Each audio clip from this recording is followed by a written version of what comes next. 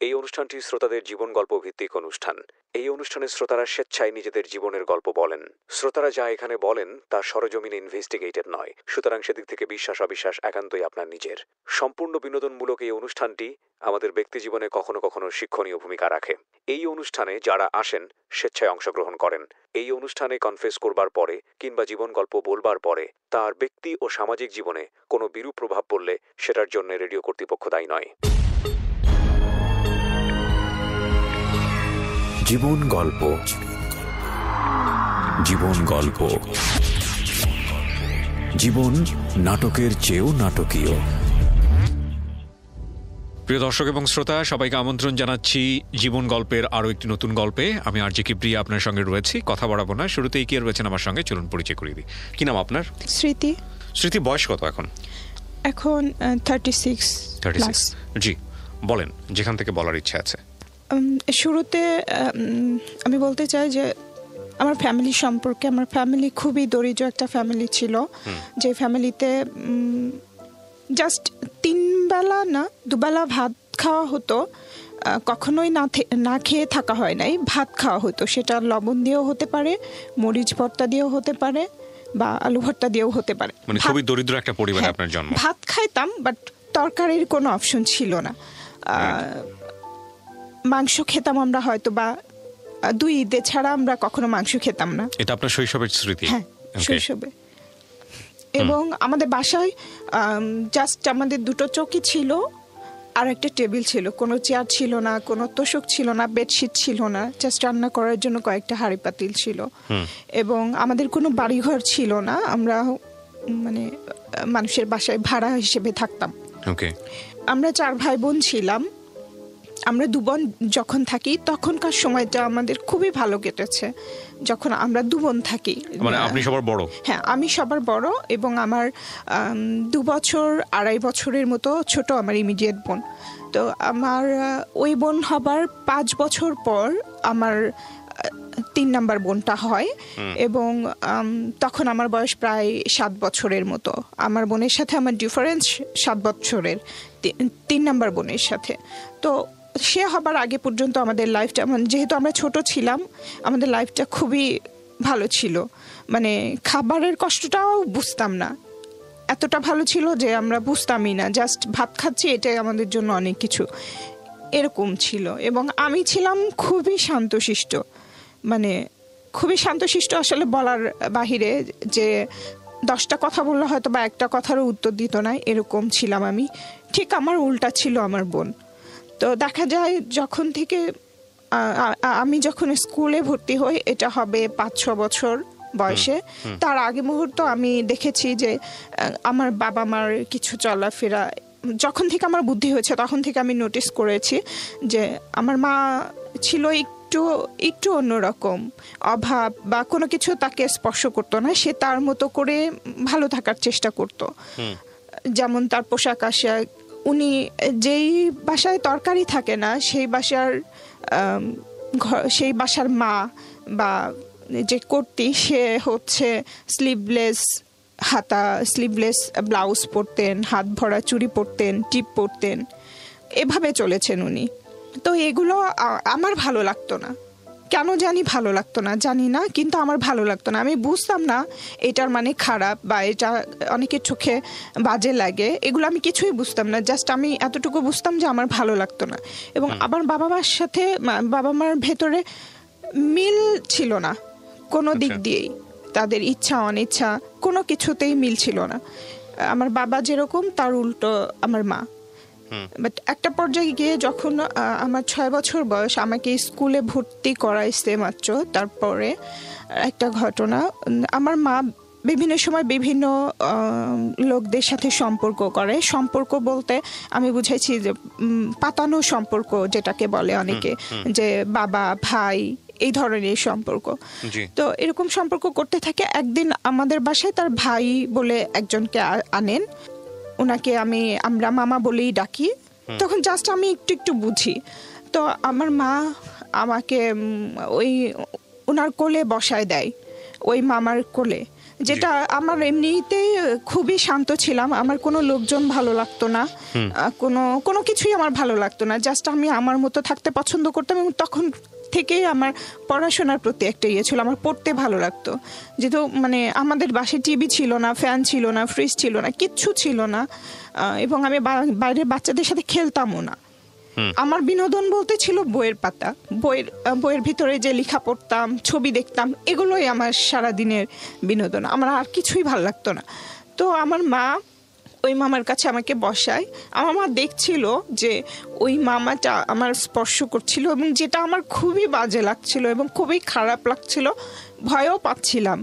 এবং আমার মনে আছে আমার চোখ দিয়ে পানিও বের হচ্ছিল, বাট আমি আমার মাকে বলতে পারছি না। এবং আমি যখন একটু জোরাজোরি করছিলাম, আমার মা আমাকে ধমক দিয়ে আবার ওনার কাছেই বসায় দিচ্ছিল। এটাই আমার লাইফের ফার্স্ট একটা অভিজ্ঞতা ছিল। আমি অত বেশি না বুঝলেও এতটুকু বুঝতাম। কোন ক্লাসে পড়েন আপনি তখন? তখন আমি মাত্র ভর্তি হয়েছি। মানে আপনার মা চাচ্ছিল আপনি এই ধরনের অ্যাবিউজ হন, বা দেখেও না দেখার ভান করছিল? হ্যাঁ, দেখে না দেখার ভান করছিল। হোয়াট ইন্টারেস্ট, কি ধরনের ইন্টারেস্ট কি থাকতে পারে? আপনি তো এখন ম্যাচিউর। তখন আমি যেটা বুঝতে পেরেছি, সে যাকে ভাই বলছে, সে হ্যাপি থাকলে হয়তো বা সে আমার মাও কোনোভাবে হ্যাপি হবে। ইন হোয়াট সেন্স, হাউ, কিভাবে সম্ভব? লজিকটা থাকতে হবে। হয়তোবা চাচ্ছিল যে উনি আমার মাকে কিছু টাকা পয়সা দিবে, বা একটা ভালো শাড়ি কিনে দিবে, বা একটা গহনা কিনে দিবে, এরকম কিছু। এত এইভাবে হয়? এরকমই।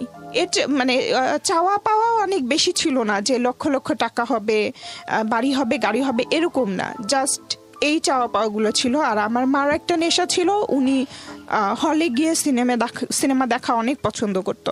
তো আমার বাবা যে চাল কিনে রাখতো সারা মাসের, উনি চালটা আগেই কিনে রাখতো, কারণ টাকা শেষ হয়ে গেলে চাল কিনতে পারবে না। তরকারি চিন্তা করতো না, জাস্ট ভাতের ব্যবস্থাটা করে রাখ। এবং ওই আমি দেখেছি আমার মাকে, ওই চাল আমার মা বিক্রি করে দিত, 2 কেজি 1 কেজি এভাবে বিক্রি করে দিয়ে সেই টাকা দিয়ে আমার মা গিয়ে সিনেমা দেখতো। কখনো একাও যেত, অন্য কোনো লোকের সাথেও যেত, আমাদেরকে রেখেই।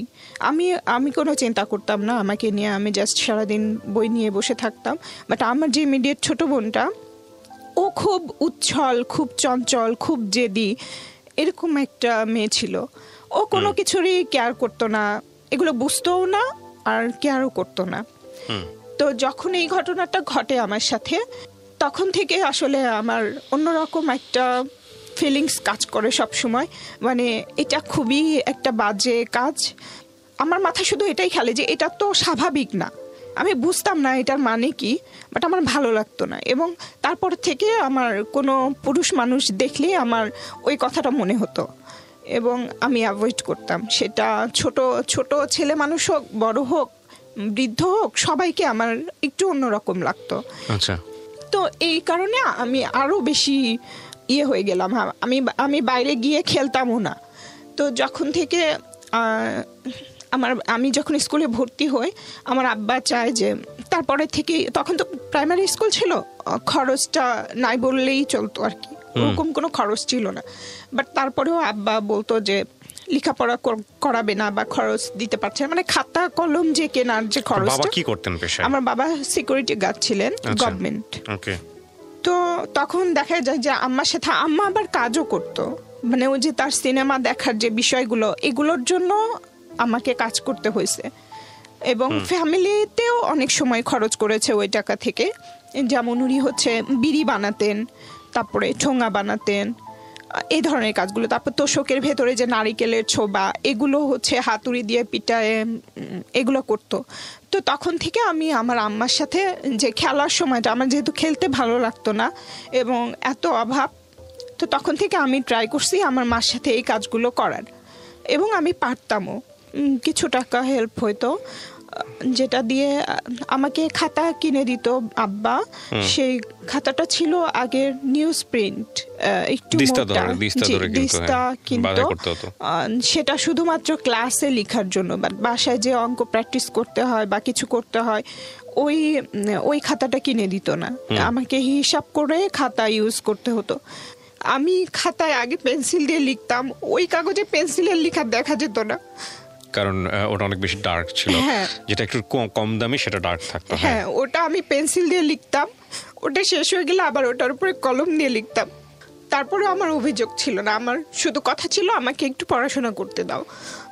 তো তারা দিত। শুরুর দিকে এই নষ্ট চিন্তাগুলো আমার বাবার মধ্যে ছিল না, জাস্ট উনি কজ দেখাতেন, অভাবী ছেলে মেয়েদের পড়াশোনা করে লাভ কি, এরকম একটা কজ দেখাইতেন। কিন্তু আমার যে ছোট ছোট ইচ্ছাগুলো পূরণ হতো তার, সেই কারণে উনি চাইতো যে কিছু হলেও বাধা দিত না। তো তখন থেকে আমি আমার সাথে কাজ করতে থাকি, এভাবেই যাচ্ছিল। আমার ছোট বোন, আমি স্কুলে যেতাম, এর মাঝখানে আমার এই বোনটা হয়ে গেছে।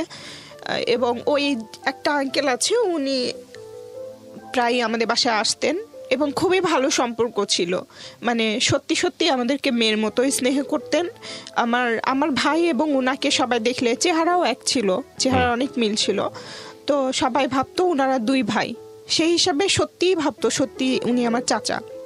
তো আমাদের বাসায় রেগুলার আসা যাওয়া করতো। দেখতাম যে আম্মার সাথে অনেক, উনি সবসময় হাসি খুশি থাকতো, মানে সবসময় আব্বা না থাকলেও বাসায় ওনারা। আর আমাদের একটা রুমই ছিল, রুমের বাইরে বারান্দায় আমি সারাক্ষণ পড়াশোনা করতাম, ওনারা রুমের ভেতরে গল্প করতো। তো তখন তো আসলে বুঝতাম না, অনেক পরে বুঝেছি যে এসবের মানে আসলে কি। তো এরপরে আমার ছোট বোন হয়। ছোট বোন হবার পরে আমার ওই বোনটাকে উনি খুবই আদর করে, ওই আঙ্কেলটা। বুঝতাম না, মানে অনেক বেশি, যেটা কোনো চাচা কোনো তার ভাইয়ের মেয়েকে করে না বা এরকম কিছু। তো একদিন আমার মাকে আমি দেখছি ওনারা কথা বলতেছিল, আমার আম্মা বলতেছিল যে এটা তো আপনারই কোনো খোঁজ খবর রাখেন না, কোনো খরচ দেন না, এরকম করলে কেমন হয়, এই ধরনের কথা বলছিল। তখন উনি রাগ হয়ে গেছিল এবং বলছিল যে এই ধরনের কথা এগুলো যদি বলতে থাকে আমার মা, তাহলে আর আমাদের বাসায় আসবে না বা আমার মার সাথে কোনো রাখবে না, যোগাযোগ রাখবে না। তখন আমার মা আর কিছু বলে না, আবার তারা স্বাভাবিকই থাকে, আসা যাওয়া কথাবার্তা সব কিছুই হয়। তো তখন আমি বুঝতাম না এই কথাগুলোর মানে কি ছিল। পরে আমি যখন বড় হয়ে আস্তে আস্তে আমি বুঝতে শিখি। তো আমার বোন, ছোট বোন, আমি যখন ক্লাস 4-এ পড়ি, 4 থেকে 5-এ উঠেছি আর কি, আমাদের কোনো বাড়ি ছিল না ওই সময়। আমার বাবা তার অফিস থেকে এক্সট্রা কোনো একটা টাকা পেয়েছিল, তখন মাত্র 4,000 টাকা শতাংশের 2 শতক জায়গা আমার বাবা কিনেছিল। কিনে ওখানে আমরা বেড়া দিয়ে একটা ঘর করা ছিল, বেড়া দিয়ে ওই ঘরে আমরা থাকতাম, কারেন্ট ছিল না। তো ওখানেই থাকতাম, ওই চাচার বাসার পাশাপাশি আর কি, একই জায়গায় ছিল বাসাটা। তো তখন ওই বাসায় দেখা যায় এলাকার অনেক, তখন আমি স্কুলে যাওয়া আসা করতাম, এলাকার অনেক ছেলে পেলে আমাকে ডিস্টার্ব করতো। সেটা আমি আমার মাকে এসে বলতাম যে এই ছেলে এটা বলছে, ওই ছেলে এটা বলছে। তো তখন তো আমি ছোট ছিলাম, যে কথাগুলো বলতাম আম্মাও করতো যে কেন বলবে এভাবে বা এটা কেন করে। তখন আম্মা আবার যে ওই ছেলেপেলেদের গার্জিয়ানদের জিজ্ঞেস করতো যে আপনার ছেলে এটা করছে ওইটা করতে, নিষেধ করবে। তো এরকম করতে থাকে, এরকম করতে করতে দেখা যায় যে একটা সময় বেশ মোটামুটি একটা হয়ে যায় যে তারা আমাদের উপরে বিরক্ত, যে মেয়ে থাকলে এরকম বলবে, সেটা নিয়ে কমপ্লেন করতে আসবেন কেন, এরকম আর কি। তো ওইটা নিয়েও আমার মা বিরক্ত হয়, যে এদেরকে নিয়ে আমার কথা বলে যে তোদেরকে নিয়ে তো ভালো বিপদেই পড়তেছি দিনে দিনে। তো একটা সময় দেখা যায় আমার যে আমি আরেকটা কথা বলতে ভুলে গেছি, যে আমি আমার বাবার হচ্ছে সেকেন্ড ওয়াইফের মেয়ে, আমরা ছেলে মেয়ে। আমার বাবার ফার্স্ট ওয়াইফ ছিলেন, উনি মারা গেছেন 3টা ছেলে রেখে, ওনার কোনো মেয়ে নেই ওই সংসারে।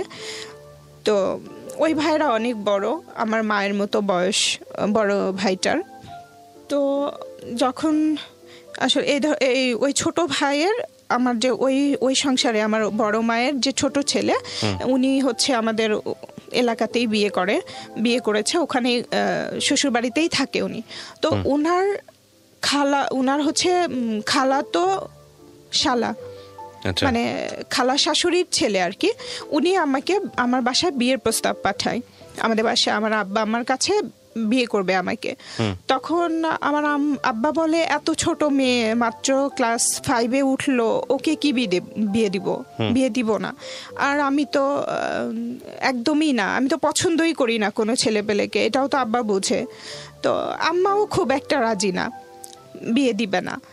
বাট ওই ছেলেটা অনেক বেশি ডিস্টার্ব করতে থাকে, আমাদের বাসার দরজায় মদ খেয়ে এসে পড়ে থাকে। আপনি তখন কিসে পড়ছেন? আমি তখন ক্লাস 5-এ উঠেছি। আপনাকে বিয়ে করার জন্য? হ্যাঁ।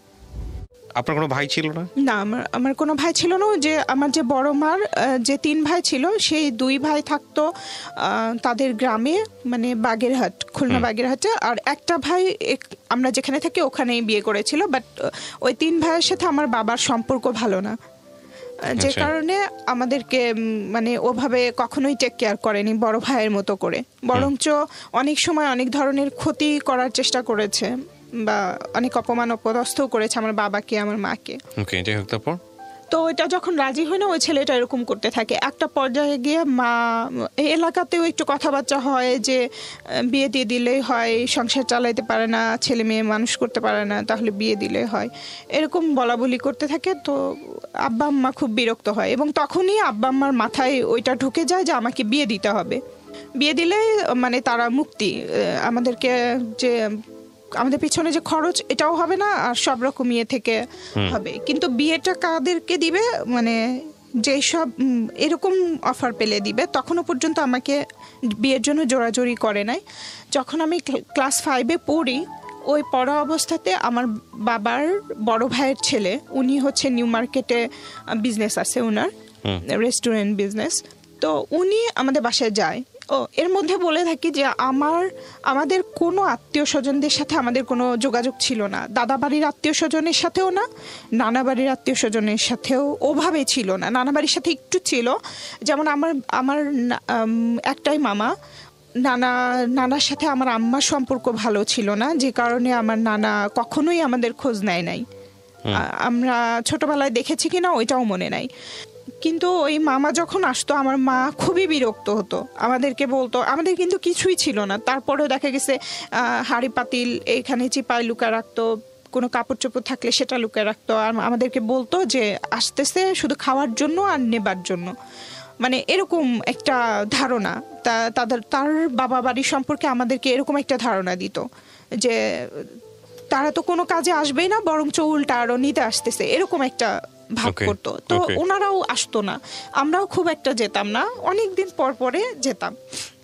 এই নানি বাড়িতেই একটু বেড়াতে যেতাম, হয়তো 1-1.5 বছর পর বা 2 বছর পর 2-3 দিনের জন্য এরকম করে যেতাম। বাট নানা বাড়ি, দাদা বাড়ির কাউকেই আমরা দেখিনি, শুধু গল্প শুনেছি আব্বার কাছে। আমাদেরকে, আমরা 2 বোন যখন ছোট, যখন আমার ওই বোনটা আমি যখন হাঁটতে পারি ওরকম একটা সময় আমাদেরকে নিয়ে গিয়েছিল। এরপরে আর কখনো আমরা কোনো চাচা চাচি, ফুপু, দাদা দাদি কাউকেই দেখিনি এখন পর্যন্ত। না, এখন পর্যন্ত বলতে আমার বাবা মারা যাবার পরে দেখেছি কয়েকজনকে। তো কেউ আসতো না, জাস্ট ওই 3টা ভাই আসতো, হুটহাট করে একসময় চলে আসতো, তারপরে আমার আব্বার সাথে ঝগড়াঝাটি মারামারি করে চলে যেত। তাদের একটা অভিযোগ ছিল, আমাদেরকে মানুষ করো নাই, লেখাপড়া শিখাও নাই, চাকরি দাও নাই, এটা করো না, এটা করো না, এই ধরনের অভিযোগ। এবং বাসায় যা থাকতো, যে কটা জিনিস থাকতো, একটা কাঁথা আছে, কাঁথাটাও নিয়ে চলে যেত, একটা পাতিল আছে ওইটা নিয়েও চলে যেত, এরকম করতো। আর ওগুলো করতে গেলে যখনই আব্বা আম্মা বাধা দিত তখনই মারামারি হতো। জাস্ট আমরা 2 বোন দরজায় চিপায় দাঁড়া দেখতাম যে এরকম বাবা ছেলে বা আমার মা এরকম ঝগড়াঝাটি মারামারি হচ্ছে। মানে চরম অসুস্থ পরিবেশ বলতে যেটা বোঝায়, অসুস্থ পরিবেশ। তো ওই ভাইটা হঠাৎ করে কেন জানি উনি বগুড়া, মানে আমাদের হোম ডিস্ট্রিক্টে যায় আর কি। ওনার বাবাও এই অফিসেই চাকরি করতেন, আমার বাবা যে অফিসে করেন ওই অফিসেই চাকরি করতেন। উনি মারা গেছেন, উনি আগে ওখানেই ছিলেন, মারা যাবার পরে ওই ফার্স্ট মনে হয় উনি গিয়েছিলেন।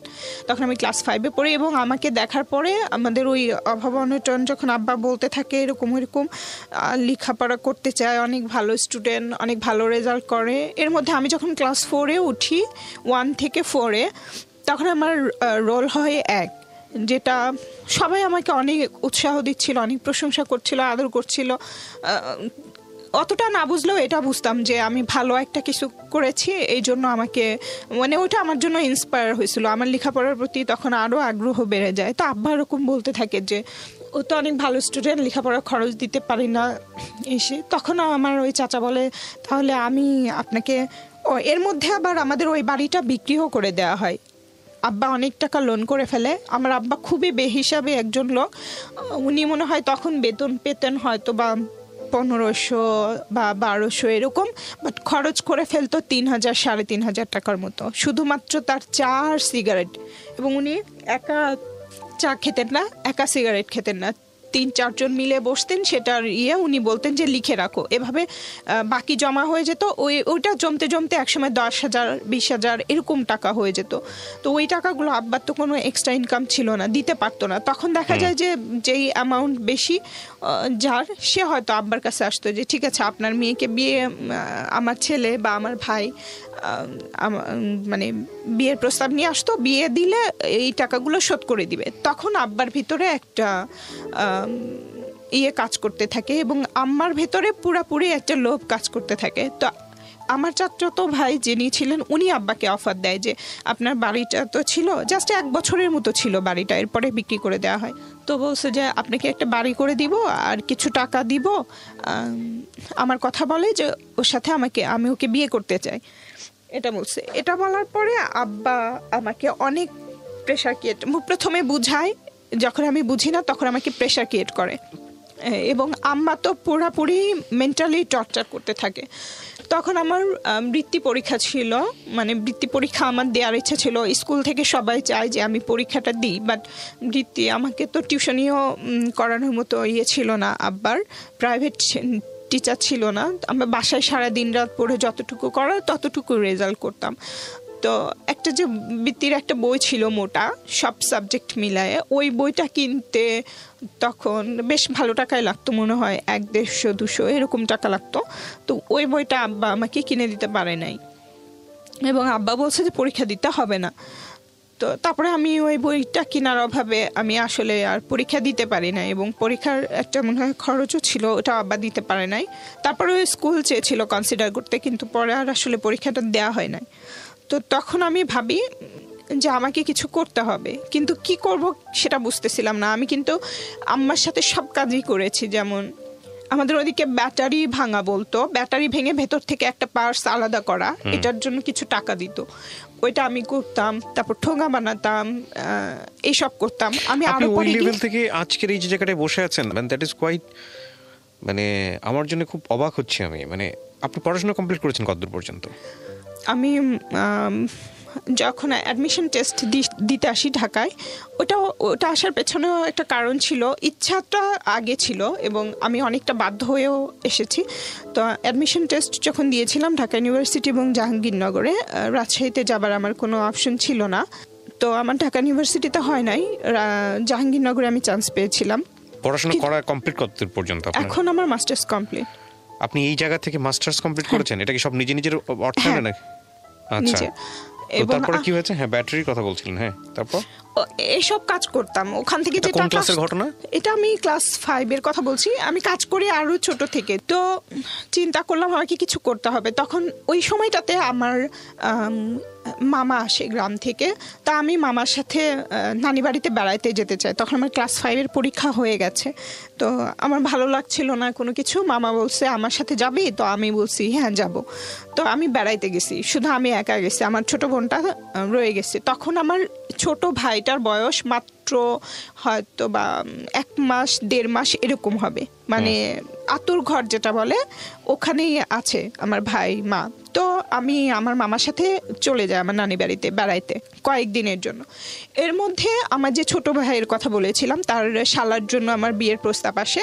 ওই ছোট ভাইটা কোনো একটা প্ল্যান করে আমাদের কোনো ক্ষতি করার জন্য, ওই রাগ থেকে যে আমরা তাদেরকে ডিনাই করেছি, যে তাদের প্রস্তাবটা মানি নাই, বিয়ে দেই না, বা এটা থেকে প্রতিশোধ নেওয়ার জন্যই হোক বা যেভাবেই হোক, তারা আমাদের কোনো একটা ক্ষতি করতে চাচ্ছিল। এই কারণে আসে আমাদের বাসায়, এসে দেখে আমি নাই। তো তখন আমার ওই ছোট বোনটাকে বলে যে আমাদের ওখানে মেলা হচ্ছে, চল মেলায় ঘুরতে নিয়ে যাই, এটা বলছে। তো আমার আম্মা তো জানে যে ওই ভাইটা ভালো না, আমাদের কোনো ক্ষতি করবে। তো আম্মা চাচ্ছিল যে না যেতে, বাট ও জেদ ধরে বসছে, ও যাবে। তো ওকে মেলায় নিয়ে গেছে। আমি খুবই শর্টকাটে বলছি, এর মধ্যে আরো অনেক বিষয় আছে। যেমন ওকে নিয়ে যাচ্ছিল একটা থানা, ওদের এলাকায় যখন ঢুকে গেছে, একটা থানা ক্রস করতে, ওই থানার সামনে দিয়ে যাচ্ছিল। তো আমার আব্বা দেখতে অনেক কালো ছিল, অনেক উঁচা লম্বা ছিল। আর আমার ভাইয়েরাও আব্বার মতো ছিল দেখতে, আর আমার ছোট বোনটা ছিল অনেক বেশি সুন্দর, পরীর মতো ছিল, মানে একদম পিঙ্ক কালারের গায়ের রং যেটা হয় সেরকম। তো যখন এরকম কয়েকটা লোকের সাথে, এরকম কালো কালো কয়েকটা লোকের সাথে এত সুন্দর একটা বাচ্চা যাচ্ছে, ওই থানার লোকজনেরা ওদেরকে ওখানেই আটকায় দেয় এবং প্রশ্ন করে যে কে কি। আমার বোন বলছে যে এটা আমার ভাই, বাট ওরা বিশ্বাস করছে না। তখন আমার আব্বার অফিসে ফোন দিয়ে আমার বাবাকে ডাকায় যে এরকম এরকম ঘটনা, আপনি আসেন, এটা কি আপনার মেয়ে কিনা আর ওইটা আপনার ছেলে কিনা। তো আমার আব্বা যায়, যাবার পরে বলে হ্যাঁ ছেলে। তো তখন ছেড়ে দেয়, আমার বাবা সহ তারা নিয়ে যায় একটা বাসায়, নিয়ে যে আমার বাবা যেটা বলেছে, আমার বাবাকে নাকি হাত পা বেঁধে গলায় ছুরি ধরে তারপরে এই কাজটা করা হয়েছে আমার বোনকে। আমার বোন তখন ক্লাস 4-এ ওঠে। কি করা হয়েছিল? মানে আমার বোন ক্লাস 4-এ পড়ে, ওর সাথে ক্লাস 5-এ পড়ার একটা ছেলেকে বিয়ে দিয়েছিল আপনার বাবাকে ধরে। হ্যাঁ। কেন? জাস্ট হচ্ছে একটা কালি লাগাই দেওয়ার জন্য। কেন করবে আপনার বাবাকে সেটা? আমার বাবা বিয়ে দিতে চাচ্ছিল না, যে কারণে আমার ভাই, এটা আমার বাবা বলেছে আমাদেরকে। পরে বড় হলে আমার আব্বার কাছে যখন গল্প শুনতাম তখন বলছে আমি বাধ্য হয়ে দিছিলাম এটা। তো ওই ছেলেটার সাথে, ওইটাও আমার ওই ভাইয়ের শালির দেবর ছিল। ওই ছেলেটার সাথে ও একটা বাচ্চা ছিল, আমার বোনও বাচ্চা ছিল। বিয়ে দিয়া ওখানে একটা রাত মানে রেখে দিছে, আমার বোনকে আসতে দেয় নাই, আমার বাবাকে পাঠায় দিছে। তখন আমার আব্বা যখন খালি বাসায় আসছে তখন আম্মা বুঝতে পারছে যে কিছু একটা হয়েছে। তো তখন আব্বাকে বলছে কি হয়েছে, বলে এই ঘটনা। তখন বলছে যে না, এত ছোট মেয়েকে ওখানে কিভাবে রেখে আসছো, এই করছো। পরে সকালবেলা উঠে ওই যে আঙ্কেলের কথা বলছিলাম, যে আমার মা আঙ্কেলের সাথে একটা ভালো রিলেশন ছিল, ওই আন্টিকে নিয়ে আমার আম্মা যায় ওদের বাসায়, যে আমার ওই বোনকে নিয়ে আসে এবং তখনই তারা ডিভোর্স দিয়ে দেয়। জাস্ট ওটা কেন করছিল জানি না, তখন বুঝি নাই। এখন মনে হয় যে জাস্ট আমার ফ্যামিলিটা অনেক দরিদ্র ছিল, কিন্তু আমার কারণে এবং আমাদের 2 বোনের কারণে সারা গ্রামে আমাদের অন্যরকম একটা প্রশংসা ছিল। সবাই প্রশংসা করতো, আমার আব্বা আম্মাকে সম্মান করতো যে এই ঘরে এরকম 2টা বাচ্চা আছে যাদের আচার ব্যবহার কথাবার্তা সবকিছুই সবার পছন্দ।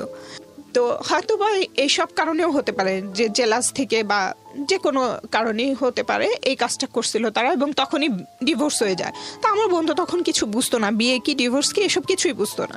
জাস্ট 1 সপ্তাহ পরে যখন আমি নানি বাড়িতে আসি, তখন আমাকে যখন বাসায় ঢোকার আগে কয়েকজন বলে তোমার বোনের তো এরকম বিয়ে হয়েছিল। তা আমিও তো তখন অত ভালো বুঝি না, জাস্ট বিয়ে শব্দটা পরিচিত, বাট বিয়ে মানে কি, ডিভোর্স কি, এগুলো তো অত ভালো বুঝতাম না। তা আমি আম্মাকে এসে বলি যে কি হয়েছে, বলে কি এরকম ঘটনা। তো যাই হোক, তখন পরে আমরা যখন স্কুলে যাইতাম ওকে সবাই বিভিন্নভাবে খ্যাপাইতো যে তোর তো বিয়ে হয়েছিল এটা ওটা। ওর আবার এটা খুব রাগ ছিল, জেদি ছিল, ভালো লাগতো না। তো তখন থেকে ওর স্কুলের প্রতি একটা অনীহা চলে আসে, মানে ও স্কুলে যাবে না, এসব কথা তার ভালো লাগে না। তো এরকম করতে থাকে, বাট আমি তো ছাড়বো না। তো স্কুলে যাইতে থাকলাম আমি, সব কিছু এভাবে চলতেছিল। যাই হোক, স্কুলে গেলাম। একটা সময় দেখা গেছে আমার জন্য আরও হেল্প হলো, আমরা যখন আব্বা নেক্সটে একটা পাকা ঘর ভাড়া নিল, মানে যেটার মেঝে পাকা। তো তখন আমার জন্য আরও সুবিধা হলো, আব্বা আমাকে চক কিনে দিত, আমি পাকার মধ্যে অঙ্ক করতাম, মানে অঙ্কটা বিশেষ করে কাপড় দিয়ে মুছে আবার করতাম। এটা আমার জন্য অনেক বড় একটা সুযোগ ছিল ওই পাকা বাসাটা ভাড়া নেবার কারণে। এভাবেই পড়াশোনা হচ্ছিল, মানে রেজাল্টও খুব ভালো হচ্ছিল। যখন আমি এর মধ্যে ওই আমার চাচাতো ভাইয়ের ওইটার জন্য আমাকে সবসময় প্রেশার ক্রিয়েট করা হচ্ছে। তো যাই হোক, আমি তখন পরিচিত একটা মামা ছিল, ওই মামারাও চাইতো যে আমাকে ভালো একটা কোনো জায়গায় বিয়ে দিবে, যেটার বিনিময়ে তারা সবাই বেনিফিটেড হবে। মানে দেখা গেছে বড় একটা টাকা দিবে, সেখান থেকে ওই মামা, মানে ওই যে পাতানো মামা, এটা হচ্ছে আর একটা পাতানো মামা, ওনারা বিহারি ছিল। আমার আব্বাও পছন্দ করতো ওনাকে, আম্মাও পছন্দ করতো। উনি একটা মেজরের সাথে সম্পর্ক নিয়ে আসছিল, যে এই মেজরটা একটা বউ আছে, বাট এখানে একটা বিয়ে করবে, বিনিময়ে আপনাদেরকে অনেক কিছু দিবে। হ্যাঁ, এটা বলে। তখন আব্বা আম্মা রাজি হয়ে যায়। তো আমাকে বলতে থাকে যে এরকম একটা লোক। আমি বলছি মেজর হোক বা যেই হোক, আমি বিয়ে করব না, যেই হোক না কেন বিয়ে করব না, সেটা যেই হোক। তো তখন ওনারা আমাকে একটা সেলাই মেশিন কিনে দেয় ওই মামা। তখন আমি সেলাই মেশিনটা নেই, মানে বিয়ের জন্য না, বলছে ঠিক আছে। ওনারা আমাকে আস্তে আস্তে কনভিন্স করতে চাচ্ছিল, মানে লোভ দেখা হোক বা যে কারণে হোক। তো ওনার মামা আমাকে বলে যে একটা সেলাই, এটা আমি পরে বুঝতে পেরেছি যে এগুলো একটা ইয়ে ছিল। তো উনি আমাকে একটা সেলাই মেশিন কিনে দিচ্ছে। আমি তখন ক্লাস 8-এ পড়ি, না 7-এ পড়ি।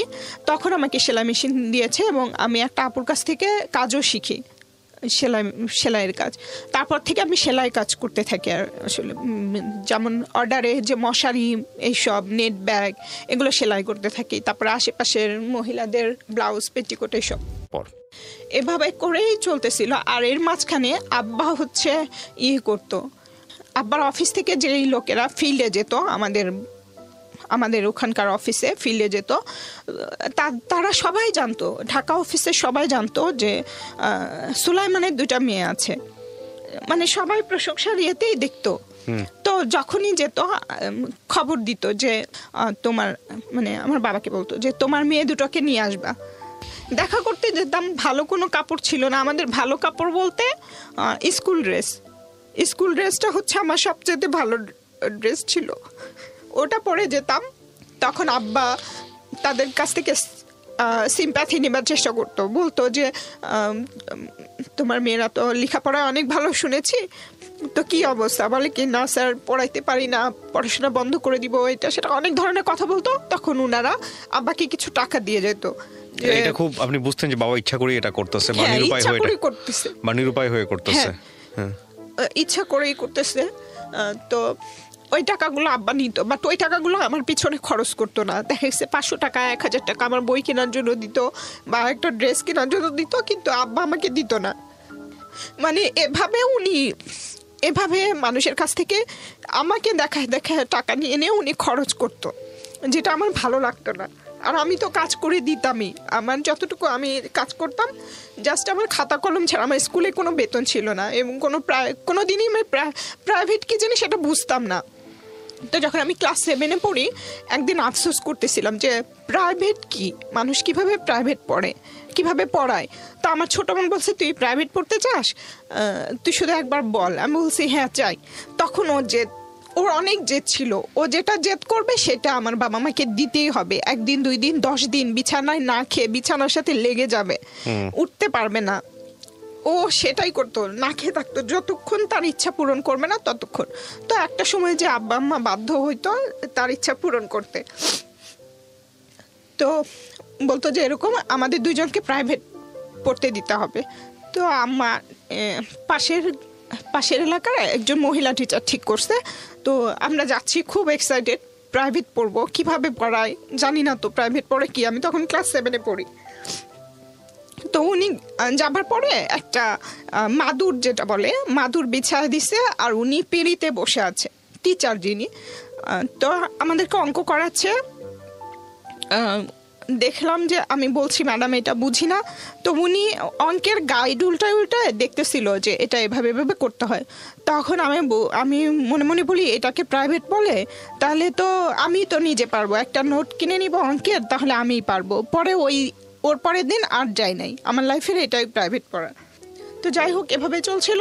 যখন আমি ক্লাস 8 থেকে 9-এ উঠি, আমার আব্বা আম্মা আমার পড়াশোনা বন্ধ করে দিবে, এই চাচাতো ভাইকে বিয়ে না করলে পড়াশোনা বন্ধ করে দিবে, বা আরও অনেকগুলো অফার ছিল তাদের হাতে। ওই মেজর ছিল, তারপরে আরও কয়েকজন ছিল যারা তাদের বাড়ি করে দিবে, জায়গা ঋণ শোধ করে দিবে, অনেক টাকা পয়সা দিবে, এরকম অনেক অফার ছিল। যেটার কারণে আমার আব্বা আমাকে প্রেশার দিতে থাকে যে তুই যদি পড়াশোনা বন্ধ না করিস বা বিয়ে না করিস তাহলে হচ্ছে করব, তোকে বাসা থেকে বের করে দিব, এরকম বলে। তো আমি তখন পৃথিবীর কিছুই বুঝি না, আমি জাস্ট ঘরের ভেতরের জানা দেখা আর ক্লাসের ভিতরে দেখা। আর যাবার পথে যে ক্লাসে পড়তেন আপনি ওই সময়? তখন আমি ক্লাস 7 থেকে 8-এ উঠবো। ওকে। তখন তো আমি ওই শুধু অতটুকু রাস্তা চিনতাম, আর কিছু বুঝতাম না। তো আমাকে যদি বের করে দেয় আমি কোথায় যাব? তখন আমার মামা আবার আসে, ওই আমার যে আপন মামা উনি আসলে আমি মামাকে বলি যে মামা আপনার সাথে নিয়ে যাবেন, আমি আপনাদের ওখানে স্কুলে পড়াশোনা করব, ওখান থেকে আমি এসএসসি পরীক্ষা দিব, এখানে আব্বা আমাকে পড়াবে না। তো এরকম করে আমি মামাকে রাজি করাই। উনিও অনেক ছিল, মানে আমাদের পিছনে যে 1 টাকা খরচ করবে ওই মন মানসিকতা ছিল না, কিন্তু আমি অনেক কান্না করতেছিলাম যে আমাকে এইটুক সুযোগ দেন। আর ওনার কোনো ছেলে মেয়েও ছিল না, তারপরে উনি হেল্প করতে চাচ্ছিল না। কিন্তু আমি একটা সময় অনেক কান্নাকাটি করে অনেক বুঝাই যে আমি ওখানে আপনাদেরকে কিছুই ডিস্টার্ব করব না, খাওয়া দাওয়া নিয়ে আমার কোনো কমপ্লেন থাকবে না, কিছু থাকবে না, জাস্ট আমাকে একটু স্কুলে যাওয়া আসা করতে দিবেন, এসএসসি পরীক্ষা দিতে দিবেন। তা আমি তখন 7-এ পড়ি, এসএসসি কিভাবে দিব? তখন আমি চিন্তা করলাম যে আমাকে কিছু করতে হবে, মানে ড্রপ করতে হবে, আমার কি বলে স্কিপ করতে হবে, আমার ক্লাস 8-এ পড়া যাবে না, আমাকে তখনই 9-এ পড়তে হবে, তাহলে আমি 1 বছর আগায় যাব। তখন আমি এখান থেকে যখন ক্লাস 7-এ পরীক্ষা দিই তখন আমি নানি বাড়িতে চলে যাই, যে আমি 8-এর ক্লাসটা না করে আমি ওখানে গিয়ে ক্লাস 9-এ ভর্তি হই। তো মাঝখানে আমি আবার এখানেও এসে থাকি 3-4 মাস করে, আবার ওখানে যাই। এখানে যখন আসি আমি ক্লাস 8-এর ক্লাস করি, যে স্কুলে পড়তাম 7 থেকে 8-এর ক্লাস করতাম, আর নানি বাড়িতে যেয়ে 9-এর ক্লাস করতাম, একসাথে 8-9 এভাবে করে। তারপরে যখন আমি এখানে 9-এ উঠে যাই তখন তো ওখানে 10-এ উঠে যাই, তখন আমি ওখান থেকে পরীক্ষা দিই। এবং আমার সাবজেক্ট ছিল সায়েন্স থেকে আমি পরীক্ষা দিই। আমার একটা খালাতো ভাই ছিল, উনি আমাকে হেল্প করেছে আমার ফিজিক্স, কেমিস্ট্রি, ম্যাথে, উনি আমাকে দেখাই দিতেন। আর এর মধ্যে আমি মামার বাড়িতে আর থাকতেও পারি নাই, মামা যে আমাকে হেল্প করতে চাচ্ছিল না, আমি তো একরকম জোর করেই গেছি। কিছুদিন পরে আমাকে ওখানে আর তারা রাখে নাই, তখন আমার মার দুঃসম্পর্কের মানে চাচাতো বোন আর কি, পাশের এলাকা, ওনার ওখানে আমাকে পাঠায় যে কোনোভাবে। যেহেতু আমি এখানে আসতে চাচ্ছিলাম না, আমি আম্মাকে কনভিন্স করছি যে তুমি শুধু আমাকে পরীক্ষা দিতে দাও, তোমার সব ইচ্ছা আমি পূরণ করব, শাড়ি, চুড়ি, গহনা যা আছে সব কিছু। এবং আমার মা দেখছি যে কোনো একটা মহিলাকে যদি কেউ সালাম দিত, মুরব্বী মহিলা বা ভদ্র মহিলাকে যদি কেউ সালাম দিত, এটা নিয়ে আমার মার খুব কমপ্লেন ছিল। ওই মহিলাকে সালাম দেয়, উনি কষ্টও পেত যে আমাদেরকে তো কেউ সালাম দেয় না। তখনই আমি মনে মনে ডিসিশন নিয়েছিলাম, একটা সময় তোমাকে সবাই সালাম দিবে, তোমাকে এমন একটা জায়গায় নিয়ে যাব। তো আমার মাকে এগুলো লোভ দেখায় যে তুমি জাস্ট আমাকে এসএসসিটা দিতে দাও। তো আমার কোনো রকমে রাজি হবার পর তার ওই বোনের বাসায় রাখে, ওখানেই থাকি। ওখান থেকে আমি পরীক্ষা দিই, খুবই ভালো রেজাল্ট হয়। তখন আমি তো 1 বছর আগে পরীক্ষা দিলাম, 2001-এর পরীক্ষা 2000-এ দিয়ে দিলাম। তখন আমার ফার্স্ট ডিভিশন, দুটোতে লেটার ছিল। তো এখন তো আর ওখানে থাকতে পারবো না। তারপরে আবার চলে আসি, রেজাল্টের পরে আমাদের বাড়িতে চলে আসি। আসার পরে সবাই আব্বাকে অনেক বাহবা দিচ্ছিল, অনেক প্রশংসা করছিল, তোমার মেয়েকে ডাক্তার বানাও, এটা বানাও, ওটা বানাও, অনেকে বলতেছিল। আমারও ইচ্ছা ছিল, বাট সামর্থ্য তো আমাদের ছিল না। তা আমার ইচ্ছা ছিল কোনো রকমে জাস্ট পড়াশোনাটা কন্টিনিউ করা। তো আমি আর্টসে ভর্তি হতে চাচ্ছিলাম, তখন আব্বা আমাকে ভর্তি করাইতে নিয়ে গেছে। যে স্কুলে আমি পড়তাম ওই স্কুলেই কলেজ আছে, স্কুল অ্যান্ড কলেজ। তো স্যারেরা বলে যে না, ও এত ভালো স্টুডেন্ট, ওকে কেন আর্টসে ভর্তি করাবেন, সায়েন্সে ভর্তি করেন, ওর কোনো বেতন লাগবে না, কিছু লাগবে না, আমরা সব দিক দিয়ে সবভাবে হেল্প করবো। আমি আব্বাকে নিষেধ করতেছিলাম, কিন্তু আব্বা ওই মুহূর্তে স্বপ্ন দেখতেছিল যে তার মেয়ে ডাক্তার হবে, তার অনেক টাকা হবে, এরকম কিছু। আমাকে সায়েন্সে ভর্তি করায়। তো প্রাইভেট ছাড়া তো আমি সায়েন্সে ভালো করতে পারবো না, তারপরে বাসায় এত মেন্টাল টর্চার। তো যাই হোক, কোনো রকমে এভাবে পড়াশোনা করতেছিলাম, সারা দিন রাত পড়তাম, বুঝে হোক না বুঝে হোক পড়তে থাকতাম। আর আমার পড়া দেখে আম্মা বিরক্ত হয়ে যেত। দেখা গেছে আমি পড়তেছি, পিছন থেকে এসে চুলের মুঠি ধরে করতো যে এখনো পড়িস, এত পড়িস, বিরক্ত হয়ে যাচ্ছি, এরকম করতো। মানে উনি বিরক্ত হতো, আমি বিরক্ত হতাম না। আর আমি রাত জাগতে পারতাম না ছোটবেলা থেকেই। আমার বোন বসে বসে পাহারা দিত যে যত যাই হোক তোকে পড়াশোনা করতে হবে, তোর ইচ্ছা তোর পূরণ করা লাগবে। মানে সবকিছু থেকেও আমাকে প্রোটেক্ট করতো, আব্বা আম্মার সবকিছু থেকে, বাইরের সবকিছু থেকে। এবং ও রাত জেগে বসে থাকতো, আমি পড়তাম যেন আমি ঘুমাই না, যে ও রাত জেগে বসে থাকতো। তো যাই হোক, এভাবেই চলছিল। ইন্টার যখন ফার্স্ট ইয়ারে পড়ি, যখন আমি এসএসসির রেজাল্ট হয়, তখন আমার আব্বার কলিগের ভাইয়ের ছেলের সাথে একটা প্রস্তাব আসে বিয়ের। তো আমি রাজি না। আমাকে আবার ওই লোভ দেখাতে থাকি যে আমাকে শুধু সুযোগ দাও, আমি ইন্টার পাস করলে তোমাকে এটা ওটা করে দিব, সব করে দিব। আর আব্বা আম্মা বলতো কি ওইটা তাদের ঋণ শোধ করা, বলে কি জন্ম দিছি আমরা যেভাবে বলবো সেভাবে কাজ করবি, তাহলে আমাদের জন্মের ঋণ শোধ হবে, যাকে বলবো তাকে বিয়ে করবি তাহলে জন্মের ঋণ শোধ হবে। আমি বলছি যে হ্যাঁ করব, কিন্তু আমাকে ইন্টার পাসটা করতে দাও। তো এরকম করতে থাকে, আম্মাকে বলি মানে সময় নেই। তারপরে আমার ওই সময়টাতে ওই বলে যে জাস্ট দেখতে আসবে, বিয়ে দিব না। তো আসে, দেখতে আসলে দেখি যে আমাকে কোনোভাবে রাজি করায় দেখানোর জন্য, ওইটা আমার লাইফের ফার্স্ট মানে ফর্মালি কোনো একটা ছেলে দেখতে আসে। তো দেখতে গেলে দেখি যে আমাকে বিয়ে দিয়ে দিচ্ছে, মানে এটা বুঝি যে এখানে ওখানে সিগনেচার করতে বলতেছে, তার মানে বিয়ে হয়ে যাচ্ছে। আমার আগে আমার ছোট বোন বুঝে গেছে, বলে কি এই ছেলে দেখতে এত কালো, তুই এত সুন্দর, ওই ছেলের সাথে বিয়ে দিব না। তখন ও তো চিৎকার চেঁচামেচি শুরু করে যে আমার বোনকে বিয়ে দিব না, বিয়ে দিব না। এরকম করতে করতে দেখা যায় যে ওই গার্ডিয়ানদের মধ্যে কোনো একটা বিষয় নিয়ে ঝামেলা হয়ে যায়, জানি না কি বিষয়, মেবি এটা কাবিনের টাকা নাকি দেনমোহরের টাকা, এইটা নিয়ে একটা ঝামেলা তৈরি হয়। তখন হয়ে যাবার পরে তারাই বলে যে হ্যাঁ বিয়ে দিব না। আমার আব্বা বলে, আমার আব্বার পক্ষ থেকে আরও কিছু কলিগরা, কাকারা যারা আছে ওনারা বলে। তো বিয়েটা ভেঙে যায়। ভেঙে যাওয়ার পরে ওই ছেলে ঠিক 1 বছর পরে আমি যখন কলেজে পড়ি তখন আবার আসা শুরু করে। মানে আমি স্কুলে যাচ্ছি, স্কুলের রাস্তার মাঝখানে দৌড় দিয়ে এসে আমার পা ধরে বসে থাকে, মানে আমাকে বিয়ে না করা পর্যন্ত সে পা ছাড়বে না, রাজি না হওয়া পর্যন্ত। তখন আমি তো অনেক ভয় পেয়ে যাই, প্লাস কান্নাকাটি। ওখানে কি করব, রাস্তার ভিতরে মানুষজন হা করে তাকায় থেকে দেখে, এরকম একটা অবস্থা। তো এরকম রেগুলার করতে থাকে। ওটা আমি আম্মাকে বলে দিই যে এরকম করে। তখন আম্মা আমাকে আবার টর্চার শুরু করে যে তোর হচ্ছে, আমার আম্মা সবসময় আমাকে অভিশাপ দিত। যখনই বিয়ের প্রস্তাব করতাম, অ্যাকসেপ্ট করতাম না, তখনই বলতো যে তোর দেখিস তোর 7টা বিয়ে হবে।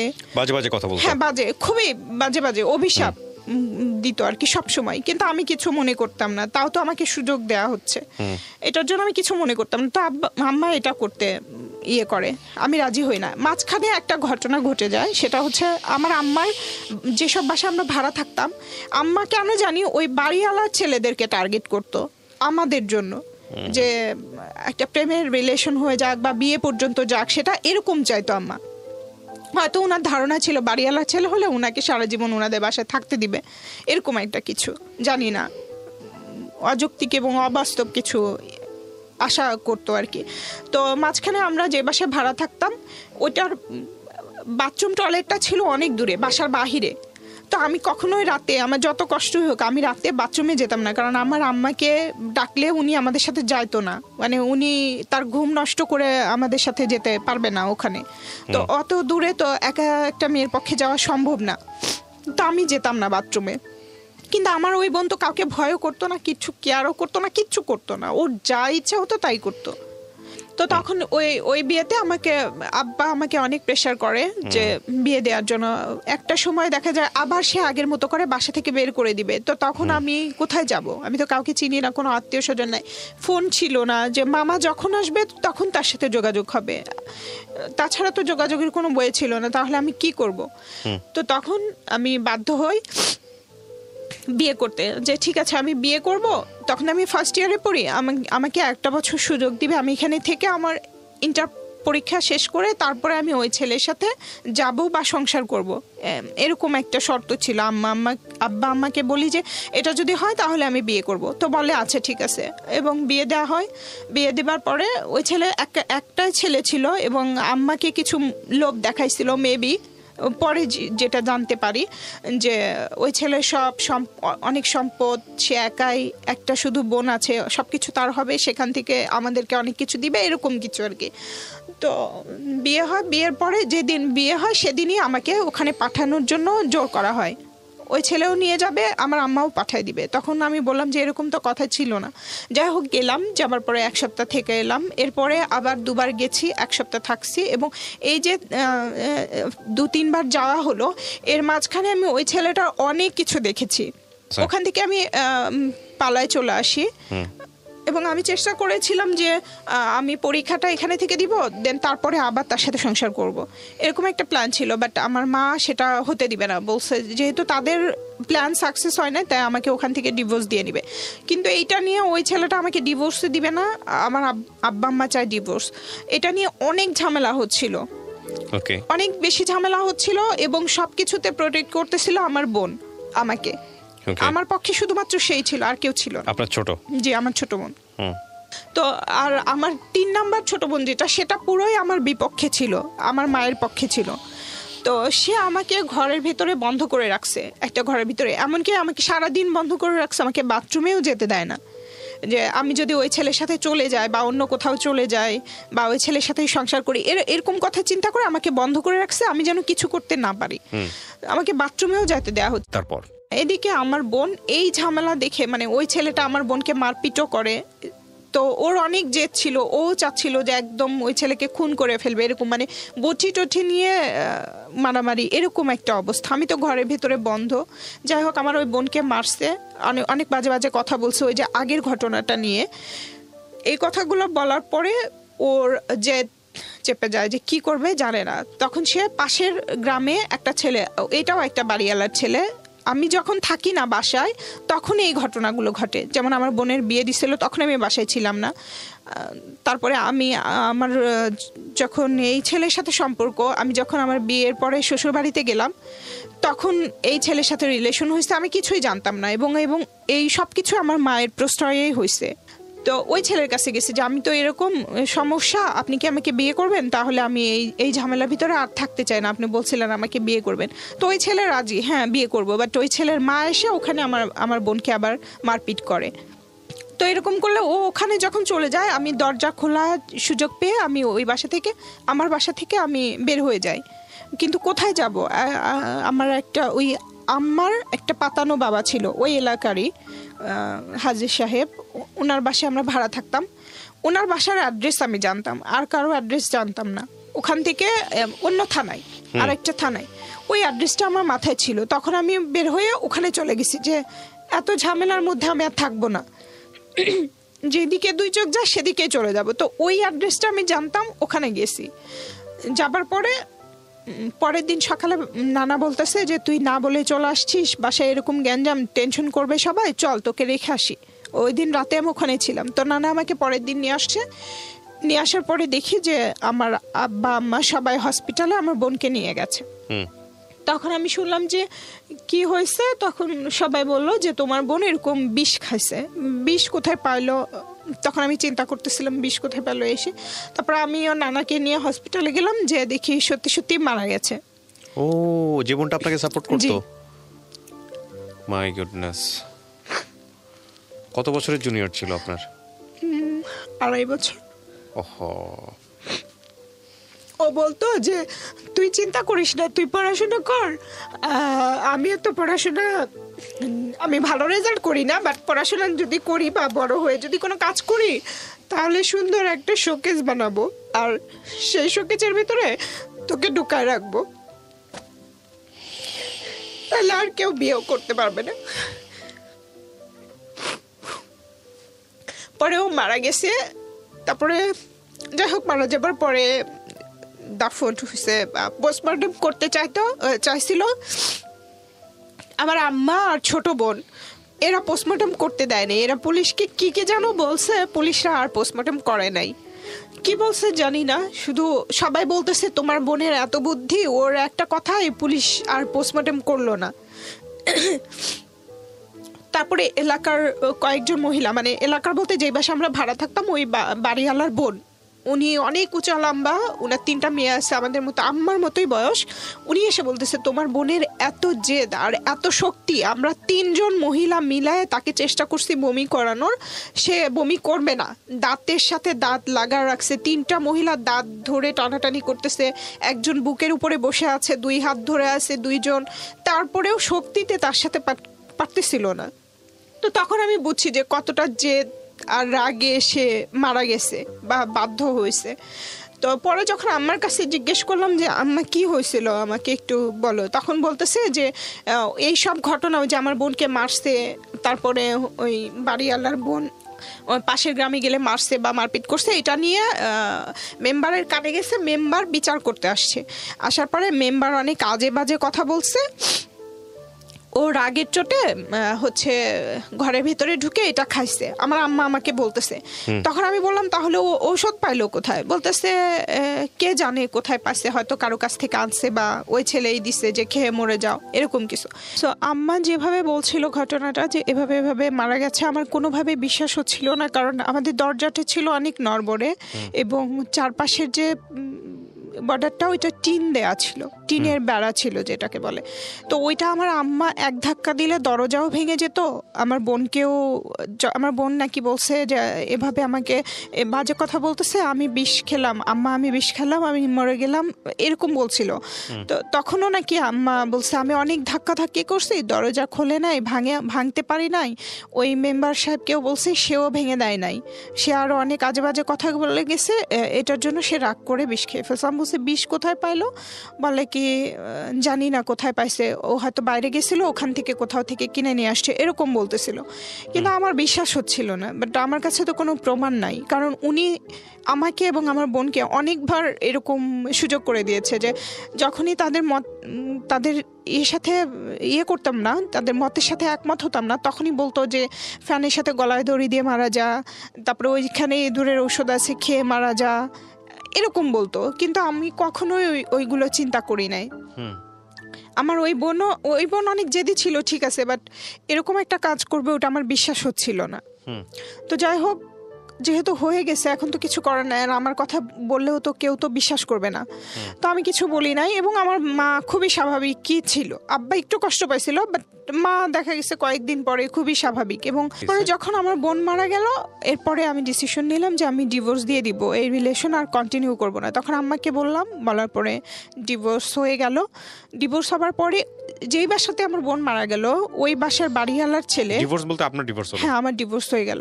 এটা আপনার বিয়ে হয়েছিল কত বছর বয়সে? ঠিক 13 মাস পরে ডিভোর্স হলো। না, বিয়ে হয়েছিল কত বছর বয়সে আপনার? তখন আমার 16 বছর, সামথিং 17 বছর বয়স।